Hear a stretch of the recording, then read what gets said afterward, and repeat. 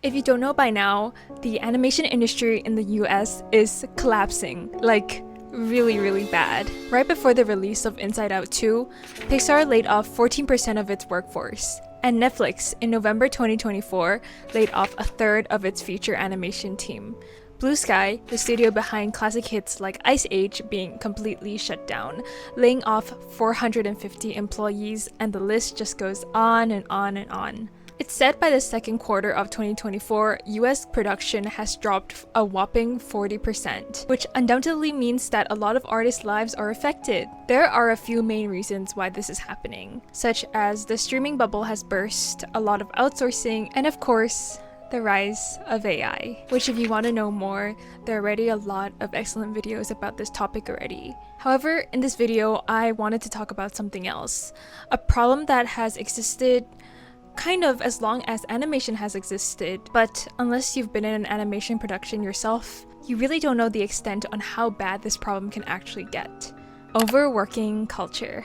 I remember many years ago, I stumbled upon this documentary about animators in Japan. The expression of this girl is still deeply etched into my memory. Her back was in terrible condition, but there she was, telling the interviewer how much she loves animation and that she's so glad to be a part of the process, even though she was earning a really low income. This memory I have truly breaks my heart, because I think this encapsulates the essence of so many animators these days, even many years after the documentary has been released.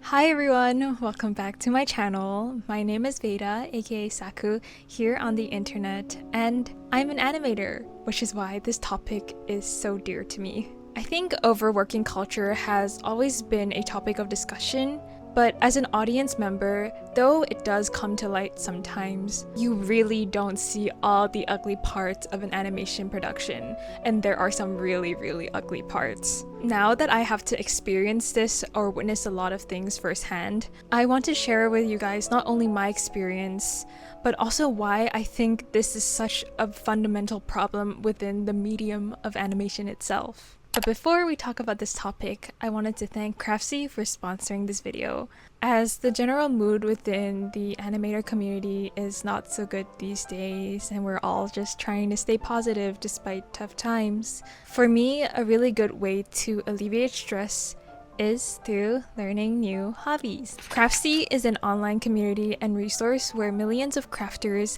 makers, and DIY enthusiasts find creative inspiration, enhance their skills, and learn new ones along the way. A skill I've been really trying to learn recently is crochet. The only thing I've ever made in my crochet history is this hat for my little guy.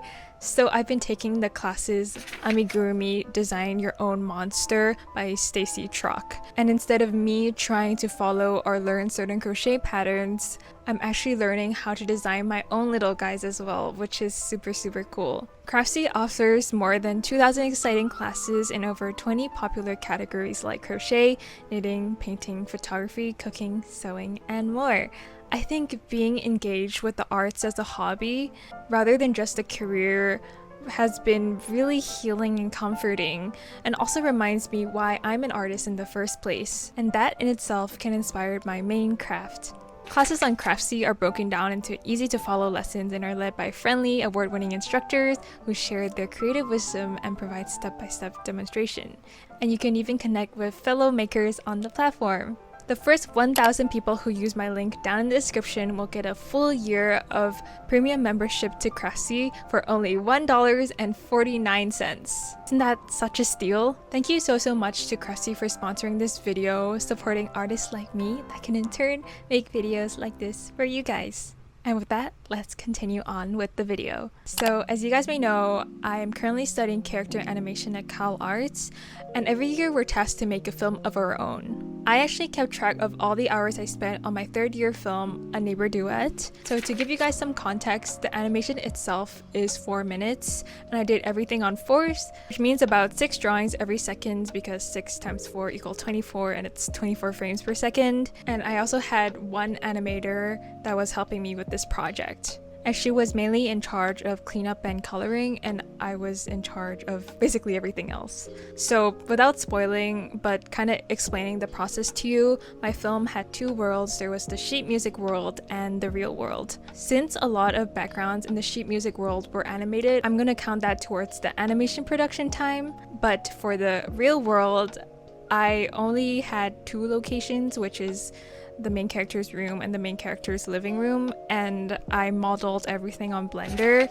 and then did draw overs. So I would say I spent about 30 to 40 hours on the 24 backgrounds, and that includes the Blender model plus all the draw overs. I then had 62 shots for my film this year, which I spent anywhere from 1 hour all the way to 20 hours. On average, I think each shot takes about 4 hours to do, which mainly includes the rough animation and compositing, as my friend helped out with the other processes. So in total, I spent about 277 hours on animation production alone. But if I include everything else, and that includes how much time my friend helped me, which is probably another 30 hours, and the entire conceptualizing / storyboarding / animatic process, which is maybe another 40 hours. It's hard to tell with this one because your mind is constantly thinking about it, even if you're not actively drawing. Finally, there's also sound design and music, which I think probably another 10 hours on. So in total, I spent about 357 hours on a 4-minute film. That's an equivalent of 14 full days, or in total 21,420 minutes. Of course, my project had a very limited amount of animators, which is basically just 2 people, but that doesn't take away the fact that the project indeed took almost 400 hours to do, no matter how many people the work is divided with. And I would say both my friend and I worked at a really fast pace already. Just to give you another example, my second year CalArts film, which is 2 minutes and 30 seconds, I also kept track of all the time I spent, which is about 203 hours. So, as you can see, animation takes hella work to do. You can't really be lazy as an animator. Like, of course, you can still cut corners or you can put still frames, but regardless, there's still gonna be a lot of work for you to do. Especially if you're working on TV shows, which an average episode is about 20 minutes, or feature films, which is 90 minutes, 22 times the amount of my 4-minute short film. For example, the Japanese anime producer Yoshihiro Watanabe said that it takes about 3 months to make a single 20-minute episode in your typical anime studio. So the fact that episodes are released on a weekly basis, you can do the math yourself. That takes a really long time to do. This is also why standard feature animation usually takes years to develop, with the average time being about 2 years. Unfortunately though, overworking culture has been around ever since the idea of animation was conceptualized. And this stemmed from mainly a few things, from budget concerns to poor planning to abuse in power and a lot more. Japan is notorious for its overworked animators. A 2024 study from the Nippon Anime and Film Culture Association concluded that the average number of working hours per month of an anime industry worker is 219. The median is 225 hours and the maximum is 336. That's 58 hours more than the typical amount. The study also showed that 14% of respondents said that their hourly rate was about 600 to 800 yen, which is about $4 to $5 USD. And the overall median was 1,111 yen, which is $8. For context, the minimum wage in Tokyo is 1,163 yen, which meant that the animator's median salary is lower than the minimum wage. There was another survey that suggests that in Japan, nearly 70% of anime workers are at mental fatigue due to their jobs. A famous example of this is the Mappa Jujutsu Kaisen controversy in late 2023. I personally haven't watched JJK myself, but I read that animators worked in such poor conditions that key animators had to wake up their coworker every 3 hours to meet deadlines. And there were also anime episodes that completed mere hours before it was aired, which is very, very unusual in a production. And you'd think things are better in the US, with there being animation unions, a higher wage, but is it really? In Spider-Man Across the Spider-Verse, due to the bad organization behind the production, animators were working 11 hours or more 7 days a week. Some animators were even required to do 5 revisions of the rendering's final stage. One animator even said, quote, "Over 100 people left the project because they just couldn't take it anymore. But a lot stayed on just so they could make sure their work survived until the end. Because if it gets changed, it's no longer yours." I know people who were on the project for over a year who left, and now they have so little to show because everything was changed. They went through the hell of the production and got none of their work coming out from the other side. However, this isn't something just in recent years. In fact, the whole reason why the US has animation guilds or unions to protect them is because animators were overworked and underpaid as early as the 30s. History really does repeat itself, huh?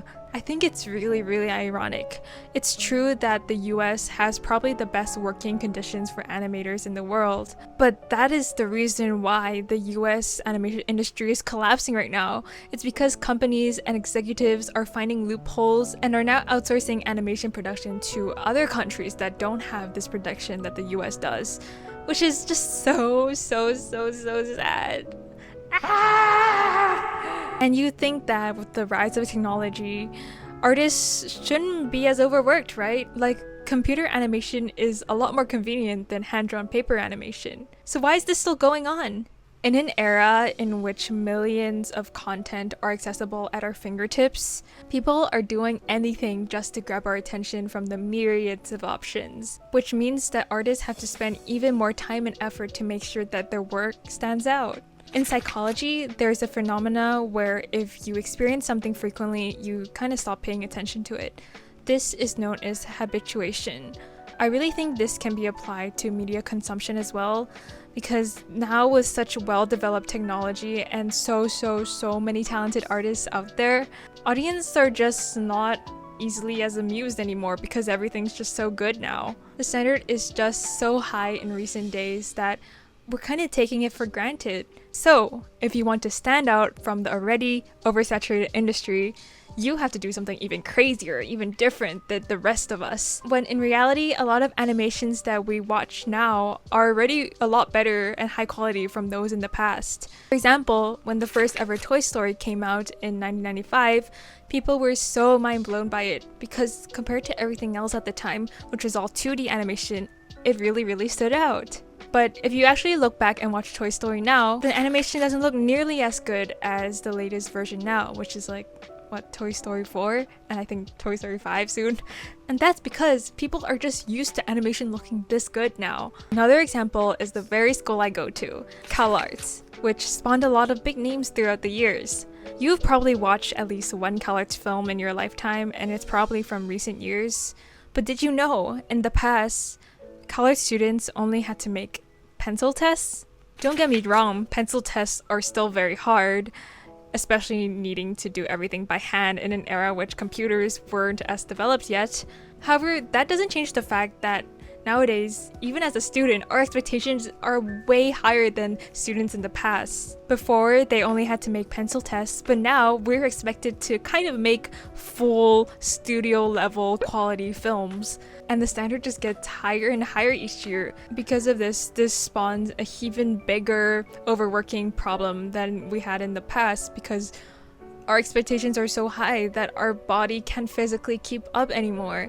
This year when making my CalArts films, I had really strict boundaries for myself. I knew for sure I didn't want to sacrifice my sleep or my health to ensure that I really created a good schedule for me to follow.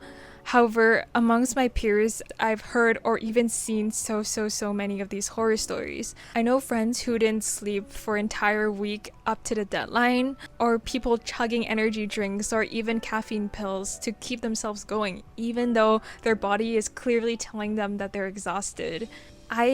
That was actually the main inspiration for this video, because animators are people as well. Like, when you see a piece of animation, you hardly associate that with a person who actually sat down and animated everything. But we're all just human, and in this age where everyone is super critical and a lot stricter than before, like, There's a reason why all these animators really are suffering. After hearing all of this, you're probably wondering now, why do artists keep making animations then? The reason is simple. We love animation.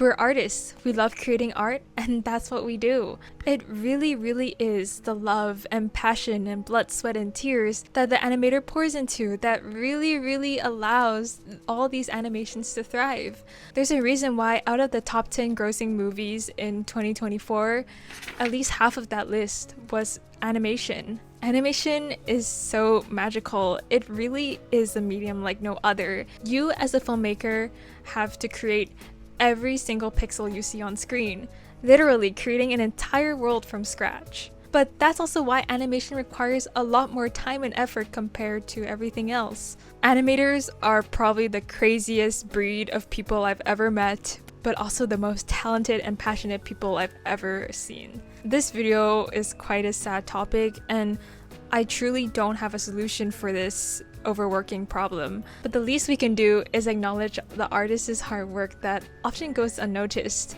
and be grateful that we have so many cool animations that we can watch in the first place. If you can, try to leave a comment or message your favorite artist and tell them how much you appreciate their work, because that little act of kindness can really go so far and fuel an artist's motivation.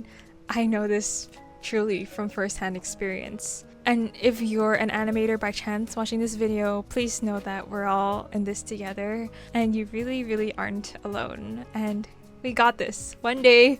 And even if it's me being delusional, one day, I believe. And with that, thank you all so much for watching this week's video. If you would like to see my art and animations, you can follow me on Instagram, and I also posted my ColorArts films here on YouTube. I'm going to be posting weekly this summer, covering a lot of topics that I'm super passionate about, ranging from animation to gaming to culture. So if you'd like to see more, please subscribe, and I will see you in the next video. Stay safe. Bye bye.